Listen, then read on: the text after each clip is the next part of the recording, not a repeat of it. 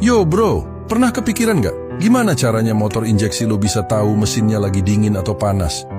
Kok bisa ya pas pagi-pagi sekali starter langsung jreng, halus banget? Nah, rahasianya ada di komponen super kecil tapi fungsinya segede gaban. Namanya sensor EOT atau ECT, alias sensor suhu oli atau cairan pendingin mesin. Di dalam sensor ini ada pahlawan tanpa tanda jasa bernama NTC thermistor. NTC itu singkatan dari Negative Temperature Coefficient. Bentuknya imut banget bro, kayak butiran logam kecil yang dibungkus keramik, mungkin seujung jarum pentul. Tapi jangan salah, materialnya canggih banget. Dia terbuat dari campuran oksida logam kayak nikel, mangan, dan kobalt yang dipanaskan sampai jadi keramik semikonduktor. Nah, keajaiban NTC thermistor ini ada di sifatnya yang unik. Namanya kan Negative Temperature Coefficient, artinya dia punya hubungan terbalik sama suhu. Gampangnya gini, semakin panas mesinnya, semakin kecil tahanan listrik di dalam sensor ini. Sebaliknya, kalau mesin dingin tahanannya tinggi banget, jadi kerjanya kayak saklar otomatis yang sensitif sama suhu. Biar lebih kebayang, gue kasih gambaran datanya ya.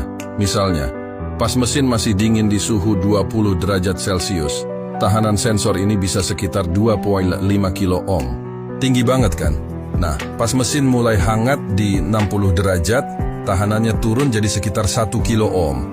Terus, pas mesin udah mencapai suhu kerja normal, sekitar 90 derajat, tahanannya anjlok lagi jadi cuma 0,3 kilo ohm. Bahkan kalau sampai overheat di 120 derajat, tahanannya bisa jadi cuma 0,1 kilo ohm. Kecil banget. Terus apa gunanya perubahan tahanan ini? Nah, disinilah ECU atau otaknya motor berperan.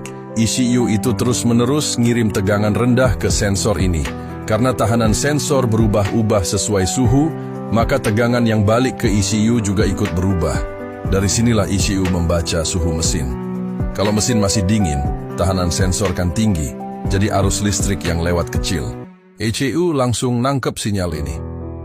Oke, mesin masih adem nih. Butuh bensin lebih banyak biar gampang nyala dan nggak berebet. Makanya, ECU bakal memerintahkan injektor buat nyemprotin bensin sedikit lebih boros. Inilah yang bikin motor lo gampang banget dihidupin pas pagi-pagi.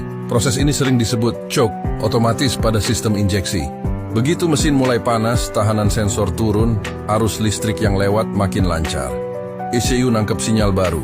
Wih, udah panas nih, siap buat kerja efisien.